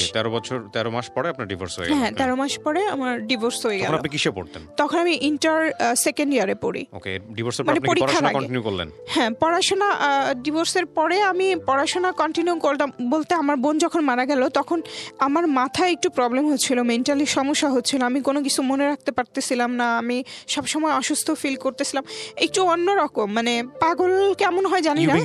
হ্যাঁ, তো আমার কোনো কিছুই কাজ করতেছিল না, পড়াশোনাও না, কোনো কিছুই না। তো আমি তো সায়েন্সে ছিলাম, পরীক্ষা দিলাম, আমার ফিজিক্সের রেজাল্ট খারাপ আসলো। তখন ওই বাড়িওয়ালা আন্টিরা আমাকে অনেক সাহস দিল যে তুমি আবার একবার পরীক্ষা দাও, ঠিক হয়ে যাবে। আমি আবার পরীক্ষা দিলাম, আবার আমার রেজাল্ট খারাপ হলো। মানে আমি কোনোভাবে করতে পারছিলাম না নিজেকে। তো যাই হোক, এর মধ্যে কি হলো, ওই আমি ডিসিশন নিলাম যে না, এভাবে করলে তো হবে না, আমাকে পড়াশোনা করতে হবে, কিছু একটা করতে হবে, নিজের পায়ে দাঁড়াতে হবে। তো আমি বললাম যে ঠিক আছে, আমি নেক্সট টাইম আমি কমার্সে ভর্তি হব, আবার নতুন করে স্টার্ট করব। মাঝখানে তো আমি সেলাইয়ের কাজ করেই যাচ্ছি, আমি কমার্সে ভর্তি হলাম, 2 বছর আমার পড়াশোনা চললো। এই 2 বছরের ভেতরে ওই বাড়িওয়ালার যে ছেলে, উনি আমাকে বিয়ের প্রস্তাব দিল। আচ্ছা, মানে আমরা ওই বাসায় আসি প্রায় 3 বছর 4 বছর হবে, কিন্তু যেদিন আমার বোনের জানাজা সেদিন উনি আমাকে দেখেছে, এর আগে দেখে নাই। মানে আমি যে বাসা থেকে বের হতাম না বা কিছু স্কুলে যাওয়ার সময় ওভাবে দেখতো না, উনিও কাজ করতো, কাজে চলে যেত, আমাদের কখনোই দেখা হয়নি। ওই দিনই ফার্স্ট দেখেছে, দেখার পরে ডিসিশন নিয়েছে বিয়ে করলে আমাকেই করবে। তো তার ফ্যামিলিও আমাকে অনেক পছন্দ করতো, বাট আমার বাবা যে সব কথাবার্তা আমার সাথে বলতো বা যখন ঝগড়াঝাটি করতো, যে অ্যাটিটিউডগুলো করতো, এগুলো তার মার সামনে একবার পড়ে গেছিলো। এবং খুবই জঘন্য ভাষা, বলা যাবে না, বললেও হয়তো বা আপনারা রাখবেন না, ওটা আমি আর বলতে চাচ্ছি না। এটা দেখার পরে ওই আন্টি আমার উপরে খুব মানে উনি খুব হয়ে যায় আর কি, যে মেয়েটা এত ভালো, আমার ছেলেও ভালো, আমার ছেলে পছন্দ করছে ঠিকই ছিল, কিন্তু যেই বাবা যেই মেয়ের সাথে এভাবে কথা বললো, ওই মেয়েকে আমার ছেলের বউ কিভাবে বানাবো, মানে উনি মেন্টালি আবার এটা নিয়ে টেনশন করতে লাগলো, প্লাস অসুস্থই হয়ে গেল। একদিন আমাকে ডেকে বললো যে মা, তোমাকে আমি অনেক পছন্দ করি, এরকম আমার ছেলে বলে দিচ্ছে তুমি ছাড়া কাউকেই বিয়ে করবে না, পৃথিবীর কাউকেই বিয়ে করবে না, তুমি হচ্ছে যেভাবে হোক এটা করবা না, এটা আমার রিকোয়েস্ট, মানে ওনার রিকোয়েস্ট। তো আমি তো চাই আমি কাউকে বিয়ে করব না, আগেও চাইনি, আর এই ডিভোর্সের পরে তো আরও ডিসিশন নিয়ে ফেলছে আমি কখনোই বিয়ে করব না। তো আমি বলছি হ্যাঁ আন্টি আপনার টেনশন করতে হবে না, বাট ছেলে এতই পাগল ছিল যে এটার টেনশনে তার মাও স্ট্রোক করে মারা গেছে, মানে ওই ছেলের মাও মারা গেল এর মধ্যে। এবং ওই ছেলের বড় ভাই বা আরো যারা ছিল রাগে আমাদের সাথে অনেক দুর্ব্যবহার করতে চাইলো, মানে এমন আমাদেরকে পাড়ার থেকে বের করে দিবে, আমাদের কারণে এত কিছু হচ্ছে, তার ভাই পাগল হয়ে যাচ্ছে, এরকম একটা অবস্থা। তো আমার আম্মাকে বললাম আমাদের এই বাসা ছাড়তে হবে, মানে যখন প্রস্তাব দিয়েছে তখন থেকে আম্মাকে প্রেশার দিলাম। তো একটা সময় আমরা ওই বাসা ছেড়েও দিলাম, দেবার পরে আমি আমার ইন্টারকম করলাম, কিন্তু ওই ছেলেকে আর বাসায় আসা বাদ দেওয়া যায় না। ওই ছেলে বাসায় আসতে লাগলো, আমার খোঁজ খবর নিতে লাগলো। তারপরে আম্মা চাচ্ছিল কি ওই ছেলে আসবে আমাদের বাসায়, তারপরে সবাই একটা কথা বলবে, গ্রামের লোকজন একটা সিন ক্রিয়েট তৈরি হবে, ধরে সবাই মিলে ছেলে মেয়ের বিয়ে দিয়ে দিবে, তখন আমি বেঁচে গেলাম। মানে আম্মার কথা হচ্ছে যেভাবে হোক বিয়ে হলেই হলো। তো দেখা গেছে আমি পড়তেছি, ওই ছেলে পিছনে এসে দাঁড়ায় থাকতো, দেখতো, বাট আমি জানতামই না যে আমার পিছনে কেউ দাঁড়ায় আছে। মানে এত ভালোবাসতো যে মাথার উপরে ফ্যান নাই, গরম, আমার কোনো দিকে কোনো ফিলিংস, আমি শুধু পড়ছি। এটা দেখে উনি অনেক অবাক যে এত গরমের মধ্যে গা দিয়ে ঘাম বের হয়ে যাচ্ছে, সে কিছু টের পায় না। সে ছেলে সাথে সাথে যে একটা ফ্যান কিনে নিয়ে এসে আমার বাসায় দিয়ে গেছে যে তোমার পড়তে কষ্ট হয় গরমে, এই ফ্যানটা তুমি ইউজ করো। মানে আমার আম্মাকে দিছে, আসলে বেসিক্যালি ওনাকেই দিয়েছে যে ওর জন্য আনছি। তো যাই হোক এরকম করতো, মানে এত ভালোবাসতো। তো আব্বা এই সুযোগটা নিত ওনার কাছ থেকে সবসময়, সময় অসময় নেই, টাকা পয়সা নিত, এই করতো বলতো। একটা বিষয় যেটা বুঝতে পারছি গল্প শুনে যে আসলে অভাবে স্বভাব নষ্ট বলতে যেটা বোঝায়, আর একটা কথা আছে, এটার বোধহয় একটা ইংরেজি আছে, নেসেসিটি নোজ নো ল, প্রয়োজন কোনো আইন মানে না। তো ওই জায়গাটা থেকে আসলে বিষয়টা এরকম, যেটা আপনাদের এথিকের জায়গা থেকে অনেক বাদবে, বাট আপনারা রিয়েল লাইফটা একটু চিন্তা করে দেখেন, দিস ইজ আ ভেরি মানে ন্যাচারাল ইস্যুজ, এবং এটা চোখে পড়বে আপনার, এবং হয়তো নিজের সাথেও মিল পাবেন, অথবা আশেপাশে কাউকে জানবেন যে এরকম। ঠিক আছে, হ্যাঁ বলেন। তো ওই ছেলেটা আব্বাকে বলছিল কিভাবে আমাদের সম্পর্ক আগাবে, ও তো কোনোভাবেই রাজি হচ্ছে না। ও রাজি না হলে সমস্যা নাই, আমি তোমার কাছ থেকে টাকা নিচ্ছি, আমি স্ট্যাম্পে কথা দিচ্ছি, স্ট্যাম্পে লিখে যে আমি আমার মেয়েকে ইন্টার পাসের পরে তোমার সাথে বিয়ে দিতে আমি বদ্ধপরিকর বা অঙ্গীকারবদ্ধ, এটা বলে একটা সিগনেচার আবার দিয়ে দিছে। তো উনি আমাকে বলে না। এরপরে যখন আমার ইন্টার পরীক্ষা হয়ে গেল, তখন তো এর আগে ওই ছেলে আমাকে দেখাইছে যে তোমার আব্বা এভাবে আমাকে কথা দিছে, তুমি কি তোমার আব্বার কথাও রাখবা না? কিন্তু ওই ছেলেটা লেখাপড়া জানতো না, কিন্তু মানুষ হিসেবে একদম 1 ক্লাসের ছিল, মন মানসিকতা, মানে সব দিক দিয়েই একটা ভালো মানুষ যা হয়। কিন্তু আমরা ভাই বলে ডাকতাম, ছোটবেলা থেকে এত বেশি হ্যারাসমেন্ট হয়েছি, মানে একটা ভাই সব জায়গাতে খুঁজে বেড়াতাম যে একটা ভাই থাকবে যে আমাদের সব কিছু থেকে প্রোটেক্ট করবে, এরকম ভাবতাম। বিয়ে শাদের কথা কখনোই চিন্তা করতাম না। আর এর মধ্যে যখন তার মা এই কথাটা বলেছে, তখন তো আরও করবো না। তারপর আমি বলছি যে না আমি রাজি না, তখন আমাকে ওটা দেখাইছে ওই স্ট্যাম্পটা, তখন আমি বলছি আপনার ইচ্ছা, আমি স্ট্যাম্পটা কিসের ছিল? স্ট্যাম্পটা ওই যে আমার আব্বা তার কাছে অঙ্গীকার করলো যে এইচএসসি পরীক্ষার পরে তার সাথে বিয়ে দেওয়া হবে। স্ট্যাম্প করার দরকারটা কি ছিল? মানে ওই ছেলেটা বিশ্বাস করতেছিল না। আচ্ছা, স্ট্যাম্পটা কিসের বিনিময়ে, কেন স্ট্যাম্পটা করলে কি লাভটা কি? ভাবছে যে ওইটা সবাইকে দেখালে, মানে দেখালে হয়তো ইমপ্যাক্ট তৈরি করা যাবে, আসলে কেউ হয়তো বিয়ে না করে বা কিছু চিন্তা করেছিল। তো তখন আমার মাথায় ঢুকলো যে ইন্টার পাস করার সাথে সাথে আমাকে এই বাসা ছাড়তে হবে, না হলে এই ছেলের সাথে তো আমাকে, এটা যখন মুরব্বিদের দেখাবে তখন তো আমাকে প্রেশার ক্রিয়েট করবে বিয়ের জন্য। তো আমাকে যেতে হবে। কোথায় যাব? আমি তো কাউকে চিনি না, কোনো ফোন নাম্বার জানি না, কোথায় যাব?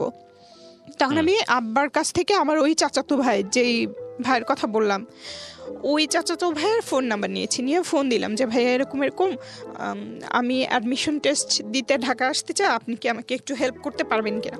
তো তখন উনি এক বাক্যে রাজি হয়ে গেল যে হ্যাঁ ঠিক আছে, হেল্প করতে পারবো। পরে আসলাম, ঢাকায় আসলাম, বলছে যে তুমি শুধু ভাড়ার টাকাটা ম্যানেজ করে চলে আসো, এরপরে আমি দেখব, এটা বলছে। তো আমি আসলাম ঢাকায়। আসার পরে উনি হচ্ছে ওনার ফ্রেন্ডের ফ্যামিলি যে বাসায় থাকে, মানে অ্যাকচুয়ালি ওই ফ্ল্যাটে 3টা ফ্যামিলি থাকে, তার ফ্রেন্ড, তার ভাই বোন, ভাইয়ের ওয়াইফ, মানে অনেক লোকজন। ওখানে আমাকে রাখলো, ওদের বাসায় ফ্লোরিং করতাম। ওদের রুমের একটা ফ্যামিলি একটা রুমে ছিল, ওই ফ্যামিলির ভিতরে আমি আবার ফ্লোরিং করতাম। করে আমি ইউসিসিতে 2 মাসের মতো ক্লাস করলাম। তারপরে আমি অ্যাডমিশন টেস্ট দিলাম। এর মাঝখানে আব্বা আমাকে আমার অফিসে অ্যাপ্লিকেশন করাইছে, মানে চাকরির জন্য। তো আমি চাকরি করব না, আমি বলছি আমি এখন চাকরি করব না, হচ্ছে আমি পড়াশোনা শেষ করে তখন। এবার আবার বলতেছি যে আমি অনার্স কমপ্লিট করে তোমাদের সব ইচ্ছা পূরণ করবো, মানে এভাবে করে আমি এই পর্যন্ত আসতেছি। কিন্তু আব্বা রাজি না, যে একটা সরকারি চাকরি ছোট বড় যাই হোক যদি হয়ে যায় তাহলে আমার ফুল ফ্যামিলি বেঁচে যাবে আর কি, এরকম। তো আব্বা জোর করে একরকম আমাকে অ্যাপ্লিকেশনটা করালো। তো আমি ওই ঠিক যখন আমি অ্যাডমিশন টেস্টটা দিলাম, এর পরপরই, মানে জাস্ট কয়েকদিনের ডিফারেন্স, 3-4 দিন এর মধ্যে আমি এই অফিসে পরীক্ষা দিলাম। তো পরীক্ষা দেওয়ার পরে আমি এই অফিসে টিকে গেলাম, আমাকে ভাইভাতে ডাকা হলো। তো যখন ভাইভাতে ডাকা হলো তখন আমার ওই সময় যখন ভাইভাতে ডাকা হলো তখন আমার জাহাঙ্গীরনগরে ভর্তির ডেট ছিল, যে ওখানে আমাকে ভর্তি হতে হবে।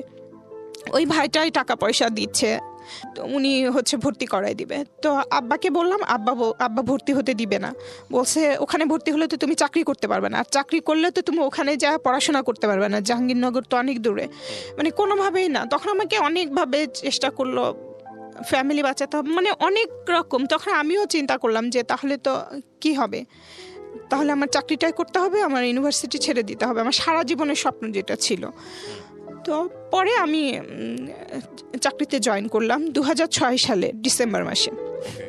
এটা তত্ত্বাবধায়ক সরকারের সময় ছিল, যে কারণে আমাদের কোনো ঘুষ বা কিছু দিতে হয়নি, লিগ্যাল ওয়েতে আসা হয়েছে। ঘুষ দিলে হয়তো আমার চাকরিটাও হতো না, যেই চাকরিটা আমি এখনও কন্টিনিউ করছি, এটার কথা বলছি। তো যাই হোক, আমি নর্মালি হচ্ছে আমার অনার্স ভর্তি হয়ে গেলাম সোশিয়োলজিতে ইডেন কলেজে। ওখান থেকে আমি চাকরি এবং এটা কন্টিনিউ করছি। এর মাঝখানে আমি কখনোই কোনো ছেলে পেলেকে নিয়ে কোনো স্বপ্ন দেখা, কোনো রিলেশনে জড়ানো, কোনো কিছুই না আমার মাথায়। আমি ছোটোবেলা থেকে ভাবতাম আমি কলেজে উঠে প্রেম করব, এটা করব, ওইটা করব। তারপর ভাবলাম আমি অনার্স উঠে করবো, যে আমাকে ইন্টার ভালো করে পাশ করতে হবে, কোনো দিকে মনোযোগ দেওয়া যাবে না। এরপর আমি ভাবলাম অনার্সে এসে আমি পড়াশোনা, চাকরি, আমি কোনো দিকে মনোযোগ দেবার সুযোগ নেই। আমার প্রথমত ইচ্ছাই ছিল আর বিয়ে না করা, আর আমি আসলে ওই সুযোগটাও পাইনি। তো যাই হোক, আমি দুটোই কন্টিনিউ করলাম। অনার্সেও আমার রেজাল্ট ভালো ছিল, মাস্টার্স করলাম। ঠিক মাস্টার্স করার আগে এর মাঝখানে আর কিছু ঘটনা ঘটে গেছে। সেটা হচ্ছে আমার বাবা 30-35 বছরের মতো চাকরি করেছে, কিছুই করতে পারে নাই, বরঞ্চ উল্টা অনেক টাকা লোন করেছে আর কি। উনি 2,60,000 টাকার মতো পেনশন পেয়েছে, ওখান থেকে দেখা গেছে 1 লাখ টাকা লোন, 1 লাখ টাকা আমার মা নিয়ে নিয়েছে, আর 50,000 টাকা তার আছে, এরকম আর কি। সে সব কিছু আর কি পেনশনের রিটায়ার্ডের পরেও কিছু করতে পারলো না। তো আমি যখন জয়েন করেছি তখন আমার মা বাবাকে যে কথা দিয়েছিলাম যে তোমাদের সব ইচ্ছা আমি পূরণ করবো, শুধু বিনিময়ে আমাকে একটু পড়াশোনা করতে দাও, তো ওইটাই তারা বারবার মনে করাই দিচ্ছিল। আমাদের ঋণ শোধ করবি না, আমাকে জায়গা কিনে দিবি না, বাড়ি করে দিবি না, এরকম সারাক্ষণ আমার মাথা খেয়ে ফেলছিল। তো জাস্ট চাকরিতে জয়েন করে তো মানুষ সব কিছু করতে পারে না। তো যাই হোক, আমার মাকে বললাম যে ঠিক আছে, ওই গ্রামে 2 শতক জায়গা দেখো, আমি টাকা পয়সা জোগাড় করতেছি। তো জয়েন করার পর থেকে আমি টাকা পয়সা জোগাড় করতেছিলাম জায়গা কেনার জন্য। এর মাঝখানে আমি ফ্যামিলিকে এখানে নিয়ে আসি। আমার ছোটো বোনটা ইন্টার পাস করে ফেলে। ইন্টার পাস করার পরে ওকে এখানে, মানে এসএসসি পাস করার পরে আমি ঢাকায় শিফট করি, ফুল ফ্যামিলিকে ঢাকায় নিয়ে আসি। তখন আমরা সানার পাড়ে একটা বাসায় ভাড়া থাকতাম, ওদিকে ভাড়াটা একটু কম ছিল, এই কারণে ওদিকে ভাড়া নেওয়া হয়। তো ভাড়া নেবার পরে আমার সবাই ফুল ফ্যামিলি নিয়ে আসার পর আমার বোনকে বদ্রুনেসায় ভর্তি করা, ওর সব খরচ আমি দিচ্ছি, বাসা ভাড়া আমি দিচ্ছি, বাজার খরচ সব আমি দিচ্ছি। জাস্ট রিটায়ার্ডের সময়ও আমার বাবা বেতন পেয়েছে 6,000 সামথিং, এরকম 7,000 টাকাও না। তো সেই টাকা দিয়ে ঘর ভাড়াও দেওয়া যেত না, খাওয়াও যেত না। তার মানে সব কিছু ওই টাকা দিয়ে তার সিগারেট খেতেই চলে যায়। এবং আরেকটা কথা বলে রাখি, আমার বাবা এতই অসুস্থ, আমি জন্মের পরে আমার বাবার দাঁত দেখেছি একটা, মানে উনি তখনই এত বৃদ্ধ ছিল এবং শারীরিকভাবে অসুস্থ ছিল, তখন থেকে এই অবস্থা পর্যন্ত। এরপরে উনি সিগারেট খেতেন, চা খেতেন এরকম, এবং খুবই বেখেয়ালি ছিলেন, কেয়ারলেস ফ্যামিলির প্রতি। তো তখন আমাকেই সবকিছু চালাতে হচ্ছে। তখন কি আপনার মাস্টার্স কমপ্লিট হয়ে গেছে? না, তখন আমি অনার্স সেকেন্ড ইয়ারে পড়ি। সেকেন্ড ইয়ারে পড়েন। আচ্ছা, আমি আপনার গল্পটা যেটা যতটুকু শুনলাম একেবারে শুরু থেকে শেষ পর্যন্ত, এটা আমি খুব ভালো করে বুঝতে পারছি যে আপনাকে যদি আমি লাইন বাই লাইন বলতে দিতাম তাহলে গল্প কিছু কিছু জায়গায় মানুষের কাছে খুব অবিশ্বাস্য মনে হতো, কিছু কিছু জায়গায় গল্পটা মনে হতো যে আপনি কারোর সাথে শত্রুতামি করে বলতে এসছেন, কিছু কিছু জায়গায় মনে হতো যে এটা একটা ভয়ঙ্কর রকমের আনরিয়েলিস্টিক একটা গল্প, এবং সব কিছু যেভাবে প্রচার করা যায় সেই জায়গাটি থেকে আমরা কেটে ছেটে আজকে যে জায়গাটা এনেছি সেখানে যদি একটা মোটা দাগে একটা সমীকরণ দাঁড় করাই তাহলে আমি গল্পটাকে বলতে পারি এটা একটা অতি দরিদ্র পরিবারে জন্ম হওয়া একটা শিশু বা একটা মেয়ের তার নিজের বেড়ে ওঠার মনস্তাত্ত্বিক, শারীরিক এবং সব কিছু মিলিয়ে পারিপার্শ্বিক, সামাজিক, পারিবারিক যুদ্ধ।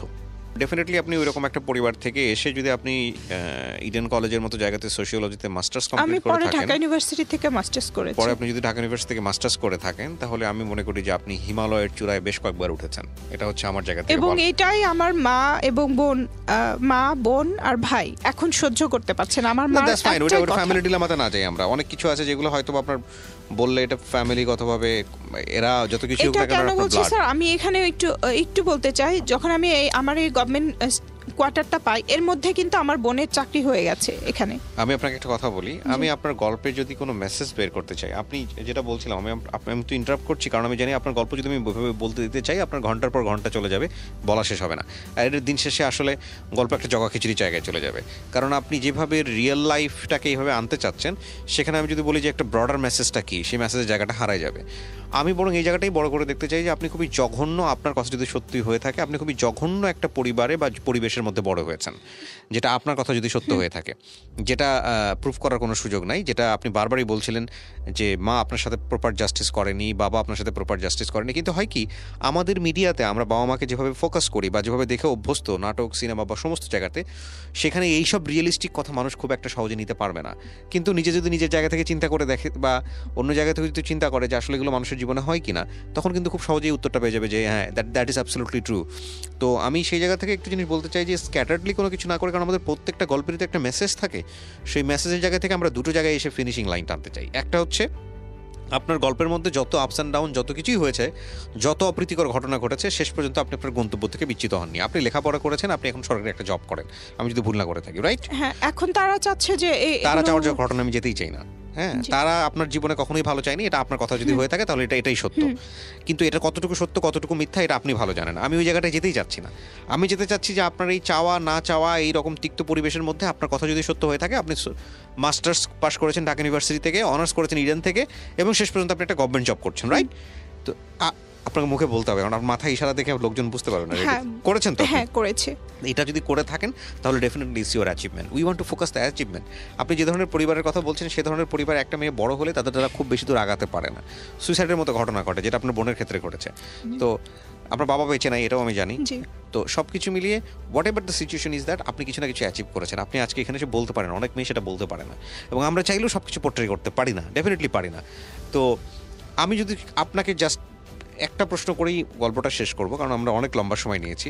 আপনি গল্পটা রেডিওতে কেন বললেন, জীবন গল্পে কেন বললেন, বলেন? যে বাবা মাকেও এতটা বিশ্বাস করা ঠিক না আমি যতটা করেছি, কারণ শেষ সময়ে এসে, এই শেষ সময়ে লাস্ট করোনার ভেতরে 2020 সালে তারা আমার সাথে যা করেছে সেটা পৃথিবীর কোনো মা বাবাই করতে পারে না।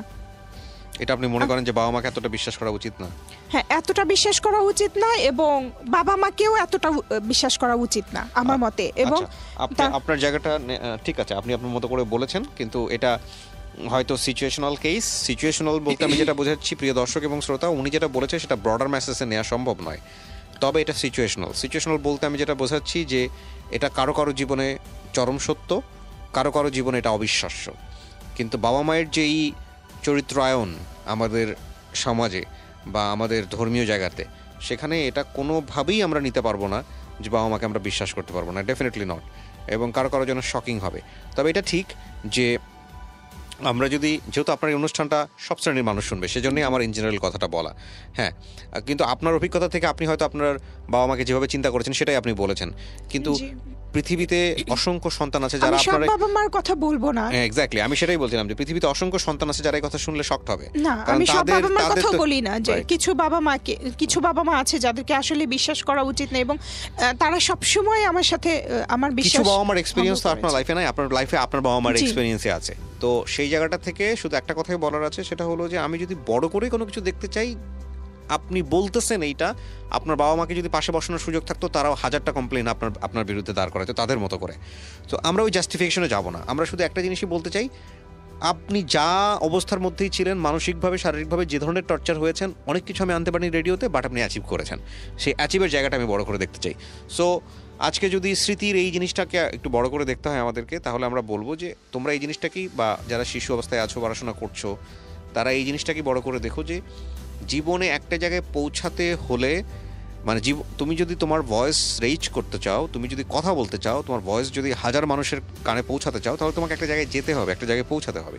সেই পৌঁছানোর কোনো বিকল্প নাই। এটাই হচ্ছে ultimate message of the story. আমি থ্যাংক ইউ জানাই স্মৃতি। আই এম রিয়েলি সরি যে আমি আপনার প্রত্যেকটা কথা এখানে পোর্ট্রে করতে পারবো না। আপনি সময় নিলেও আমার পক্ষে সেটা সম্ভব না, আমি ফেলে দিব। কারণ আপনি লাইফে যে পাজলটা ফেস করেছেন, ডেফিনেটলি সেটা আমার পক্ষে পোর্ট্রে করা সম্ভব নয় গণমাধ্যমে। বাট আমি ব্যক্তিগতভাবে আপনাকে সরি বলতেছি এই কারণে যে আপনি যদি সত্যি সত্যি এটা ফেস করে থাকেন, দ্যাটস রিয়েলি টাফ। দ্যাটস একটা মেয়ের জন্য আসলে মানসিকভাবে বাধাগ্রস্ত হওয়ার জন্য যত রকমের প্রবলেম ফেস করতে হয় আপনার পরিবারে বা অন্যান্য জায়গাগুলোতে, সেটার এক্সট্রিম লেভেল আপনি ফেস করেছেন। এবং তারপরেও আলহামদুলিল্লাহ আপনি একটা জায়গায় আসতে পেরেছেন, যে জায়গা থেকে আপনি অন্তত নিজে এখন সিদ্ধান্ত নিতে পারেন। আপনি যদি জব করে থাকেন, you earn something, so you can take your decision own. সো এটা একটা ব্লেজিং জায়গা, গিফটেড জায়গা। তো আমি মনে করি এটাকেই বড় করে দেখা উচিত। সো প্রিয় দর্শক এবং শ্রোতা, নেভার স্টপ ইয়োর সেলফ, কখনোই থামবেন না, ভালোর জন্য সামনে চলতে হবে until death. So thank you so much. আজকে যারা এতক্ষণ শুনলেন, আগামী বুধবার রাত 11টায় আমি কিবরিয়া আবারও ফিরে আসবো। অনেক ভালো থাকুন, শুভরাত্রি।